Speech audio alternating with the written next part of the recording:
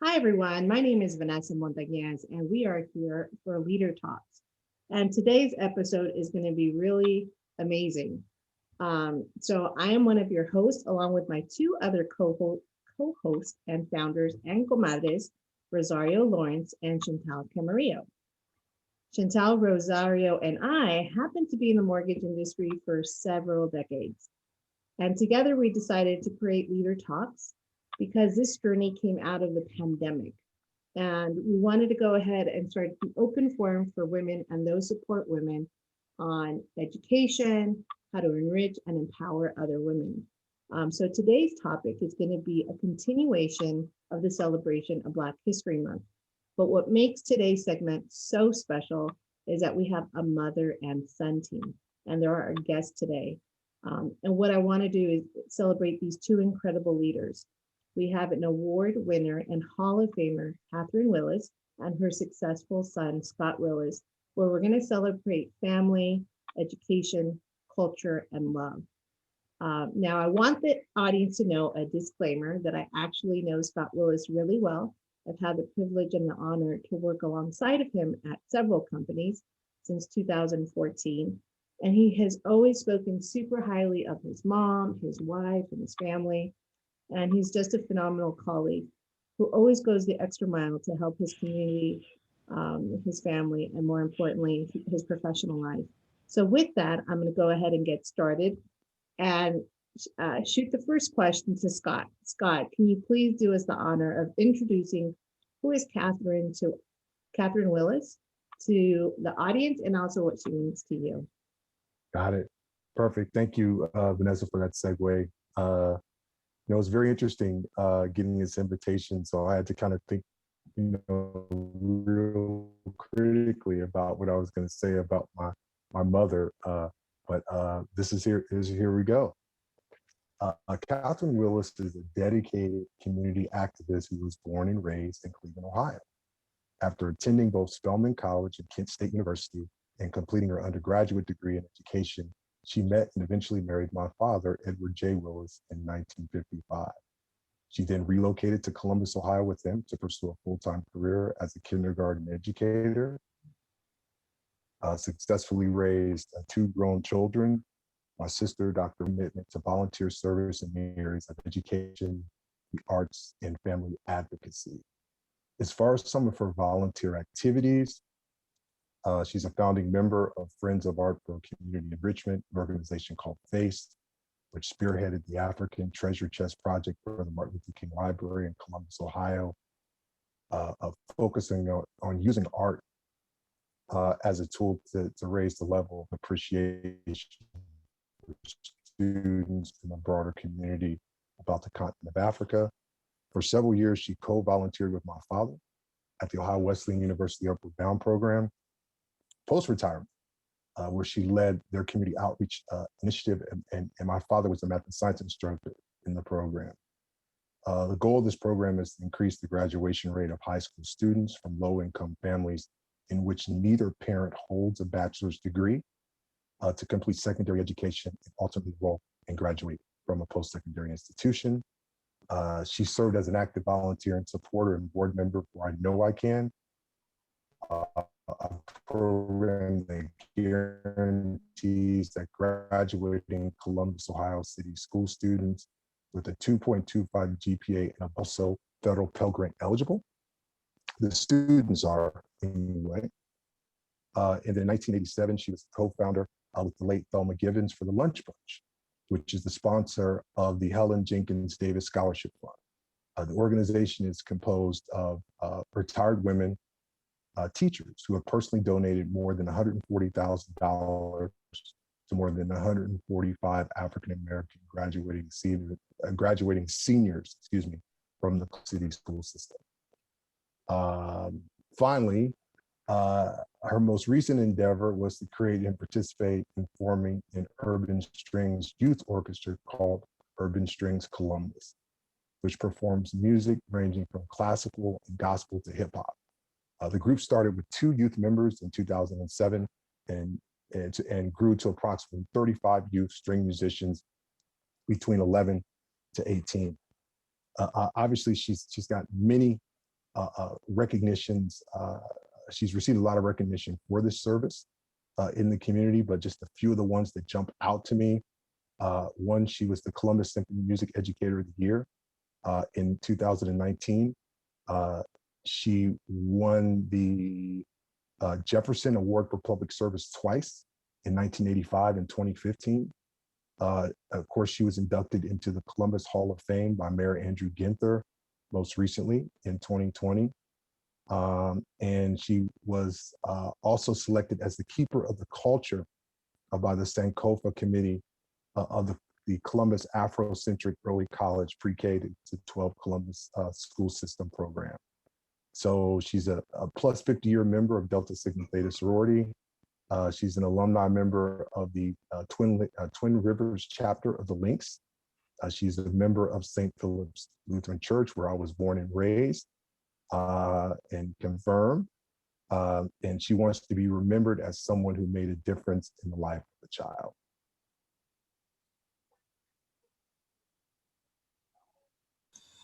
That's beautiful. You have a long list of all her accomplishments. And what's the most special that you know about your mom that you want to share? Wow.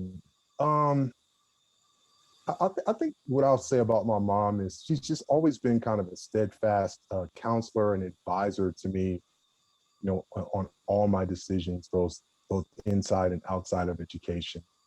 And along with my dad, right? As both the kindergarten teacher and my father was a high school principal, you know, I always felt they could discern, even when I was not of age, you know, what was in the best interest of my personal growth. And they were very intentional about the people and educational environments that they placed me in, K through 12, including my decision to apply to attend the historically Black college and university. So I think that's the thing that sticks out to me about my mom is just a confidant, someone to have the utmost trust in, someone to have the utmost respect for, and maybe at my best, she always provides me, you know, counsel and guidance in a constructive and digestible way that allows me to grow and learn from. That is awesome to hear. Thank you for sharing that, Scott. So nice to see you, by the way. And so nice for you to share your mom with us, right? It's so nice to have you share your mom with us today. So Catherine, by the way, I have to commend you. I am a former Upward Bound kid who attended Upward Bound program in California. So, Awesome. that's wonderful. So you know the value of it, don't you? I do. You're an example of the value. There you go. And what I'll have to tell you is we have a couple of viewers who consistently, you know, give us feedback, and, you know, I see them sharing our information, and that's Christina Torres and her entire family. They also are Upward Bound attendees. So we all had the opportunity to attend at one point or another. So wonderful. Nice to see all you've accomplished. So with that being said, we do see the importance of education as something that is near and dear to you, your family, and the community you've been a part of for, you know, many years. So because we're celebrating Black History Month, and I always say it's, you know, celebrated this month, but it's acknowledged and honored every day. Education is one of the core values that we celebrate, and even as part of LeadHER Talks. Why does this touch a chord so deeply with you, and why has it been a, you know, passion for you? I know you're an educator, but why have you continued even into retirement? Well, I know and understand that that is one of the things that's going to make a difference for all of us, especially for the African American community. As I listen to the stories of my parents, I realized that they wanted an education, but it wasn't available to them.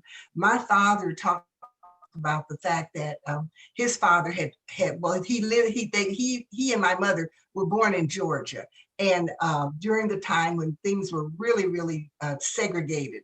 And my grandfather, my father's father, had owned a farm, and he had been talked into mortgaging his farm to get a second farm by one of the white farmers. And so he did this. And when he got the second farm, then the boll weevil came along and destroyed the crops on both of the farms, and they lost everything. So my father had to drop out of school when he was in the 8th grade. And he wanted to become a surgeon, a doctor, but that never happened for him. So he had to drop out of school along with his sisters and brothers, and they had to work to help keep the family together. And finally, when he was of age, he decided he was going to migrate, which many Black people at that time migrated from the South to the North. They called it the Great Migration. And he migrated to the North, and I think he stopped in Philadelphia, but ended up in Cleveland. And so he and my mother were courting, and she was a graduate of high school. And at that time, if you were African American and graduated from high school, then you were qualified to teach in the colored schools. And so she taught in North Carolina, but because she and my father were an item, he moved to Cleveland to get a better life, and she moved to Cleveland with him. And one of the things that happened was that at the time, there was a whole new program going on, housing for urban communities for low-income families. And it was called the Outhwaite Homes. And we were among the first families that moved into this housing project. And it really turned into what we didn't know it then, but what we call now a village, where everybody is taking care of everybody else, and education was important. And most all of the people, all of the parents in that community were people who had migrated from the South. And so they were looking for a better way. But all through my growing up, and I was there from the kindergarten until I graduated from college, everybody knew the importance of education. And there were several very special people that came out of that quote project. And one of them was, Stokes, Carl Stokes and his brother. And Carl Stokes was the first Black mayor of a major city. And Carl Stokes grew up in that Outhwaite Homes in Cleveland. So because of the fact that we had all of these people surrounding us, and right now, you hear kids talk about, well, I don't want them in my business. Well, everybody was in your business when you lived in the project, because it was a village, and everybody knew what everybody else was doing. And if you were misbehaving, and all you had to do was, Miss Jones just had to call my mother, not call my mother, tell my mother that I had done something that I wasn't supposed to. And there was no question about, they never asked you whether you did it. They believed what Miss Jones said. And so that was her way of being another mother for you. But that was that whole village concept, which I view as very important. And again, it was a place where the residents, the adults in that setting had not had an opportunity to do what they wanted to do, and decided that they would come to a place like Cleveland to see if they couldn't better themselves and make it better for their children and their children's education. So there's always been a focus wherever I am on education, accepting it, being a part of it, and certainly spreading it out. Thank you so much for sharing that, Catherine. So definitely it does take a village, right? Yes, you say that saying. And but it's also a commitment of altruism. And I think that's something, a character trait that you carry with you, and it's a blessing to see that other teachers as well, right? When they do educate, especially young adults, young children, especially, I say kindergarten. For me, it's always been so impressive. Just the roles that kindergarten teachers have played. I see it now in my children and from my personal experience. But quick question, Scott. This is your question. Your mom, at the core, she's an educator. But how does she play a role in your education, but really the significance of graduating from an HBCU, that's a historical Black college university, and how has all of that influence made you the man that you are personally and professionally? Yeah, that's a full question, Chantel. Thank you for asking it. So just to kind of go back, as I said, I think my mom and along with my dad were just at the heart of a lot of the educational decisions that took place for me personally in my home. So again, they had the ability to discern because they raised me. They knew exactly what I needed, and more importantly, they put me in people and in places where they knew that would nurture me and facilitate my growth and development, which included my decision to apply to a historically Black college and university. So my decision to attend Kentucky State, I want to shout out to all my KSU thoroughbreds in the audience, was grounded in the fact that one, my entire immediate and extended family either started out or graduated from 8 different HBCUs.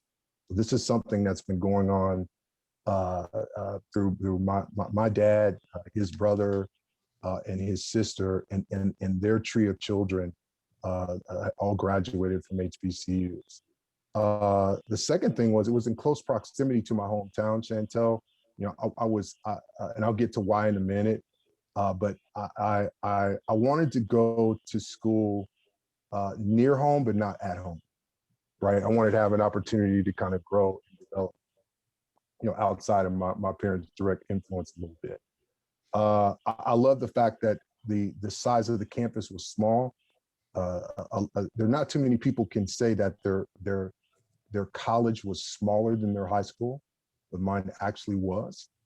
And not only was it larger, my high school was, but it was also less diverse, which also was a reason why I chose an HBCU. It had a smaller student to faculty ratio, which I felt like I needed. At the time, I think it was like 10-1. So getting access to teachers and faculty and staff around making sure you were up or you were excelling in your work was an available resource on an HBCU. And finally, it offered an inclusive student experience that celebrated the richness of the African American culture. So I felt that was also, that stack of things is what sort of drove me. So a couple other things I would add. I thought the school was composed of committed administrators and faculty that valued my accomplishments and were invested in my success, which you may find you're more readily to obtain in a smaller environment. It provided an intimate and challenging academic environment that was built to get the best out of me, which is something that I wanted for myself, and I knew my parents wanted as well. And as important is by graduation, I'd become a member of a great fraternal and alumni network for which I maintain a strong connection.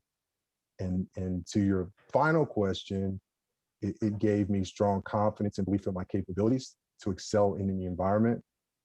Two, it built resiliency in my character, right? They say tough times don't last, but tough people do, right? So I got a lot of that at my experience at Kentucky State. I mean, it was the demographics of HBCUs tend to be very urban. So there were kids from Detroit and Chicago, Gary, and places simply I hadn't been or hadn't a lot of experience in. So being around kids like that and interacting with them and vice versa, I think also contributed to my development. And then to my mom's point, just a sense of responsibility to give back to my personal and professional community, which I try to bring to everything I do from this point forward. That kind of summarizes, I think, hopefully answers all three of your questions and what an HBCU did for me as a function of making a decision. It wasn't easy. As I said, we had a graduating class of about 3,000 students in my high school. About 3,000 total students, 1,000 people in my graduating class. I was one of 12 African Americans. So wow. That's very small, very different. And my mom was, very insistent. I know she'll say this, on making sure I looked at an HBCU as an option for my college, because these are kids I've been going to school with since 3rd grade. So the experience was large and non-diverse for almost 9 years. Now the academic product was outstanding, but I was also looking for sort of the cultural enrichment piece that I knew I could find and get at an HBCU to kind of round it out. One of the things one of the things I wanted to say and add, and I'm not sure Scotty knew this, but one of the things that I did is I always tried to talk to people that I knew that could help me make good decisions about my children being a minority in a majority setting. And one of the psychologists said this to me, and I will never forget it, and I pass this on. She said to me that every African American child should be in a setting where they are in the majority at some point in their education, because that helps kind of ground them. And I see the importance of that. And with both of my children, they both, my daughter started out in a predominantly Black setting, and then we moved to the community that we're in. And they both were thrown into a setting where they were in the minority. And I could just see that, you know, they were always having to kind of step back. And as a result of having attended an HBCU school, and my husband the same, we knew that they had to have that. And I know that Scotty's real growth in terms of him being a man and feeling good about himself and sure about the things that he can and will and has to have done, came from that experience in that at Kentucky State. Absolutely. I know that to be true because I hear Scott's voice in my head. Sat, I'm an alpha. But he's really proud of his brotherhood and that fellowship that he has. And these are lifelong friends that are his intimate circle. So I know that definitely did that for Scott. Myself personally, for high school, I went to an all-girl high school, and it gave me a voice, and I was competing against other women. So I wasn't not going to raise my hand because it was in the same, you know, sex that I was competing with. And it just gave me a lot more leadership skills. I was unafraid to voice my opinion. And it gave me that confidence that I didn't have when I was going to a co-ed school. So I know that to be true. So I agree with you, Catherine, for that. Right. Yeah. So my next question is to you, Miss Catherine. How amazing is it to be inducted in the 2020 Columbus Hall of Fame? You are one of 5 recipients, and I want to congratulate you for that honor. It's amazing. What advice would you give your younger self, knowing what you know today and all that you have accomplished? You know, one of the things that I reflect back on now, and maybe it's because I'm a seasoned citizen, I reflect on the fact that I didn't take advantage of getting more information from the elders and from my grandparents and finding out more about who they were and what they did and how they got to this point in spite of.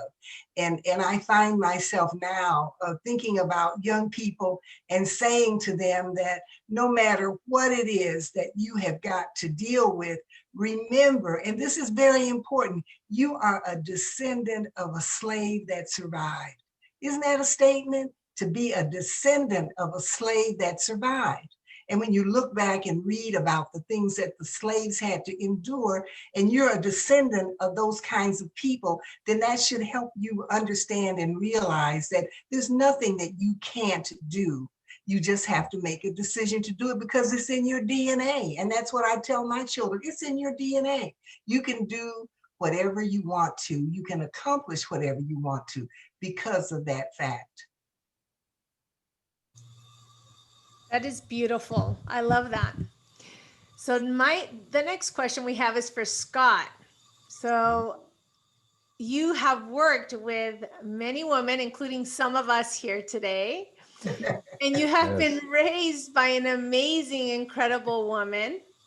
How would you describe your mom in your eyes as her son, the man, husband, and a LeadHER?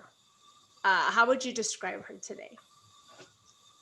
Yeah, so as you know, as you guys might imagine, you know, I just think the world of my mom. She's truly an amazing woman and role model that continues to pass on so many lessons to me, and did so as both a child and as an adult. I would say, as from the perspective of a son slash man, just she always again just sort of patient, nurturing, and I'm assuming that it's coming from her kindergarten background, support over the course of my journey into manhood. she and my father always gave me information and feedback on my own journey. Again, that was constructive and digestible, particularly in cases as that where I needed to learn and grow from an experience. I was a good kid. I wasn't a perfect kid, but they knew, just what to give me and what to provide me to kind of keep me in line and keep me on the path. As a husband, I would say my mom and dad were married for 56 years prior to his passing in 2011. So their example as a couple and how I observed his treatment of my mom and sister is what I work to bring to my own marriage now, 20 years in the game. I would simply add that putting and keeping God first is an important compass to the success of a marriage, and a value I grew up watching my parents practice, and as well as my wife's parents practice as well.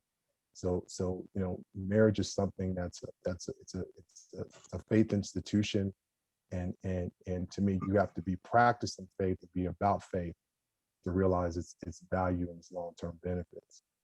And finally, just as a LeadHER, I just think I wrote down some things that kind of describe my mom.